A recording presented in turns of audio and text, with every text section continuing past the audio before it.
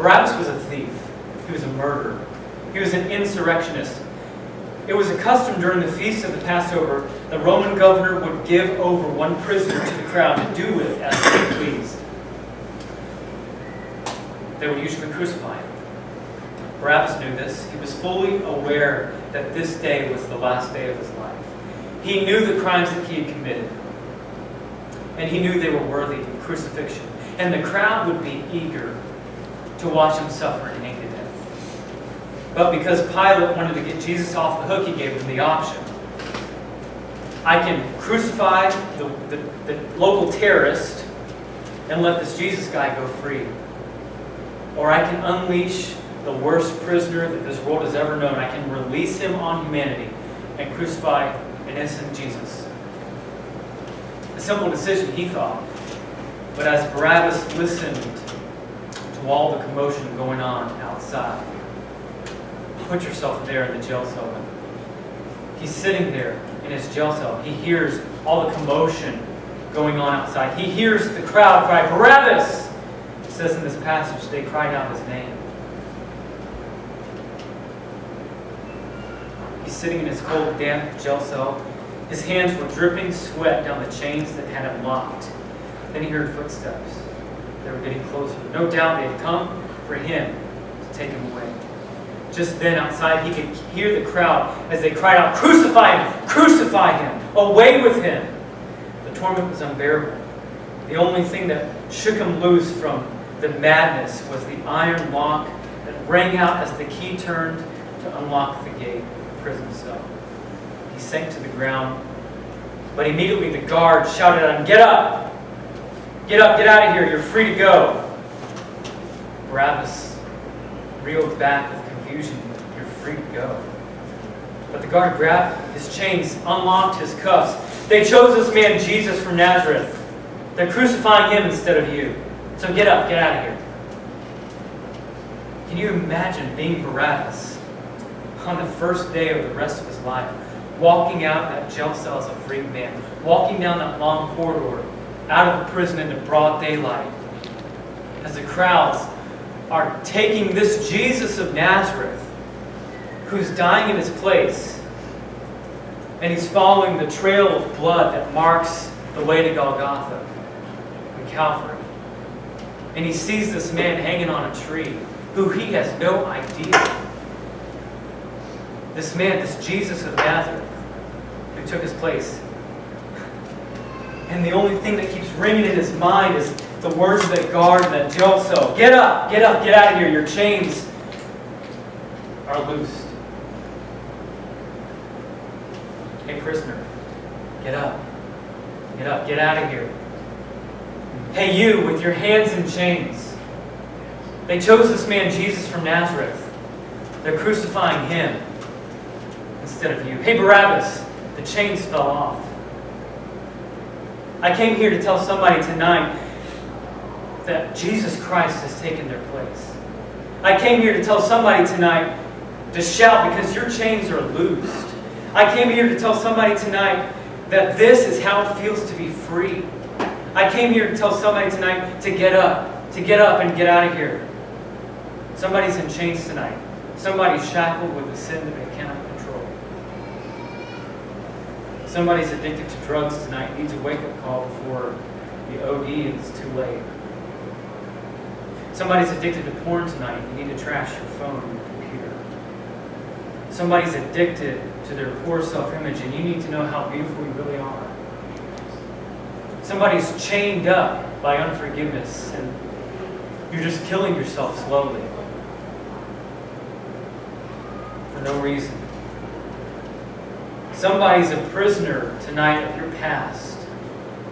And you need to know that Jesus already took your past, nailed it to his cross. Somebody's enslaved tonight by their sexual identity, and you need to meet your real Father who claims you as his son or his daughter.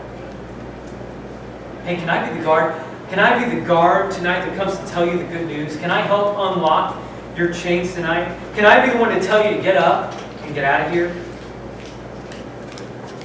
I was once in that prison. I was once in that jail cell. My hands were chained. I was in the jail cell of homosexuality and I couldn't get out. There was no way for me out. And yes, the sin that I had committed was worthy of death.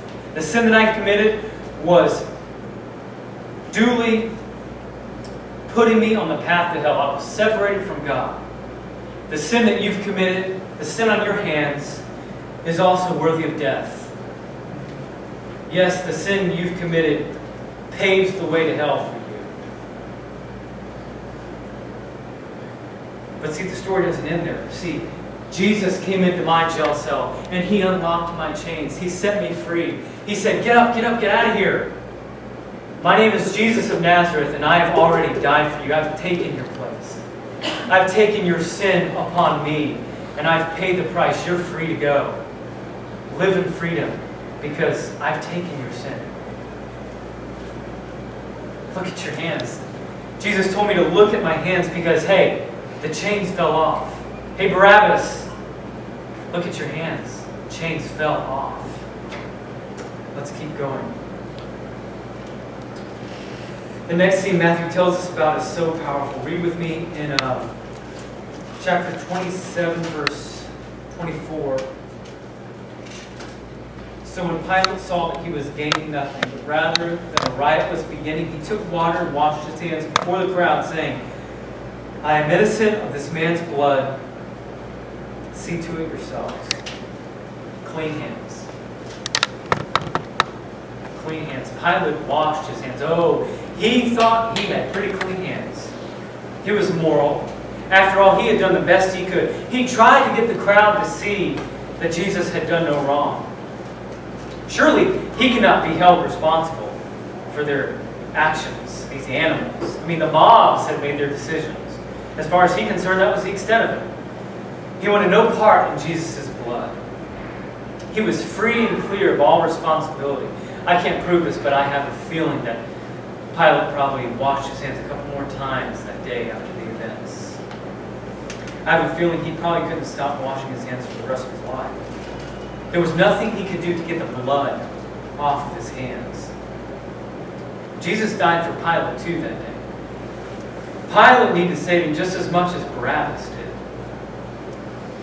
So how about it? There are some people here tonight who don't think you need saving. Your hands are pretty clean.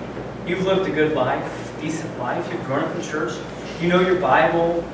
You know all the hymns. After all, you haven't really messed up too badly.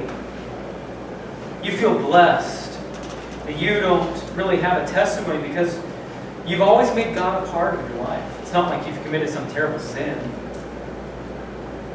You've never been guilty of much wrongdoing. You've done your best. You've kept the 10 Commandments. You go to church. You pray. You live a good life. And at the end of the day, you really are a nice person. Your good deeds. Your good deeds outweigh your bad deeds on the scale. But, sir, ma'am, you're religious, but you're lost. See, the most convincing path to hell is through church doors. You may feel so far removed from the events in this passage. You feel so far removed from the characters that play a part in the betrayal and the crucifixion of Jesus, but there's still blood on your hands. Pilate could have washed his hands a billion times, but he was still guilty of crucifying an innocent man.